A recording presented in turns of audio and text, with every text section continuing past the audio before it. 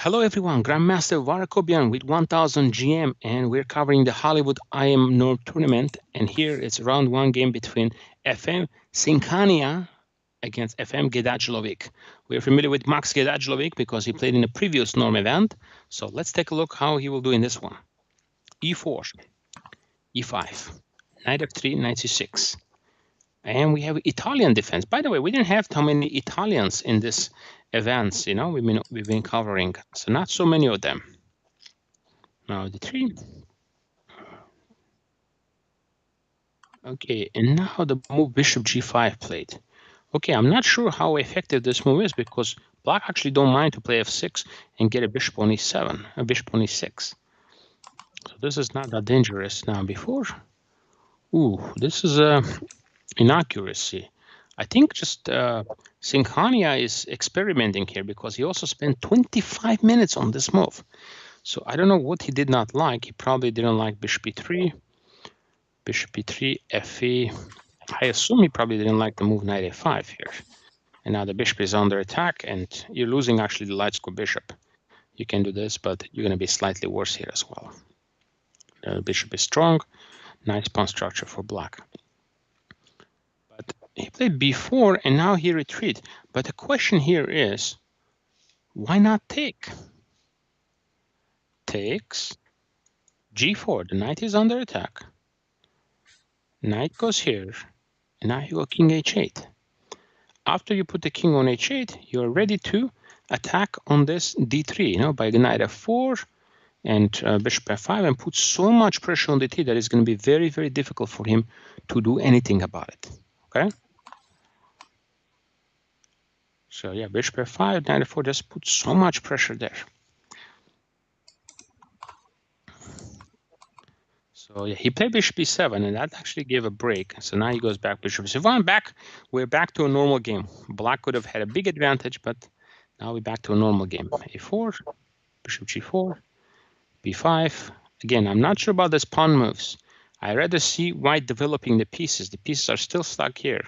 So knight a5, a6. a6 is a possibility, but another way to play is just to focus on f5 and e4 here to try to attack. Bishop d2, a b6. Okay, protecting the knight. And the idea is to bring the knight to c5, for example, here. d6. And you cannot take on d5 because you're pinned. So that's why you cannot take. Take. Knight b5. Black is up a pawn. And again, you can take on d5. a1 is hanging. And it's just the blunder.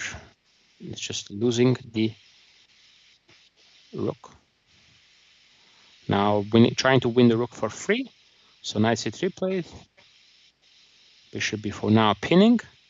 Yeah, it's going to be very difficult to get out of this pin. Now, black can play rook a5 and just simply double up the rooks. Rook a4. The best is to play rook fd8 or even just b5. It's just very difficult to get out of this pin. b5, yeah, b5, rook fd8. Yeah, just a winning game. So he played here. Knight c1.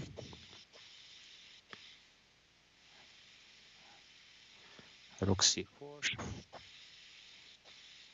And it's still winning, but it's a lot harder to win now. Because you have to figure out a way to remove this blockade. But it's going to be winnable. Yeah, rook c5, now it's over. You're losing the d5 pawn. And yeah, the game is over now. Yeah, look at this pawn count, 6 pawns versus 2. And yeah, it's not going to be able to do much. I mean, the game went on for a while, but at this point, it's just technically winning position. We can just look at the end of the game.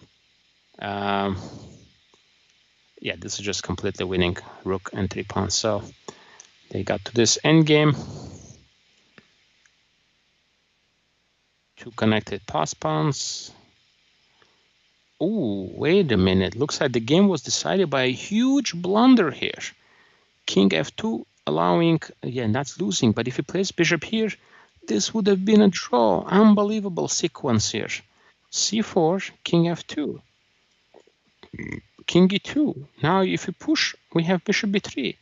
Unbelievable. Now just wait. Simply wait. b2. Unbelievable. And now you're not making progress. Must have been a time pressure. Yeah, 2 minutes. 2 minutes for Singhania, and he has to get the bishop out. You can't let the bishop be locked in here. He played here, and that, and just yeah, he's just one tempo behind here. King b2, and then he's pushing this. That's why you have to have the bishop on f7 guarding him, so he cannot move the king there. And then, wow. Well, a little bit of adventure. It looked like Max Gedajlovic was about to win the game, but there was some twist later on in the game because of time pressure, but eventually he was still able to win the game and prevail. Very interesting game. I thought Black played quite well in the opening and the middle game and got to the winning position. Hope you guys enjoyed this video, and we'll be back with more coverage for you. See you soon.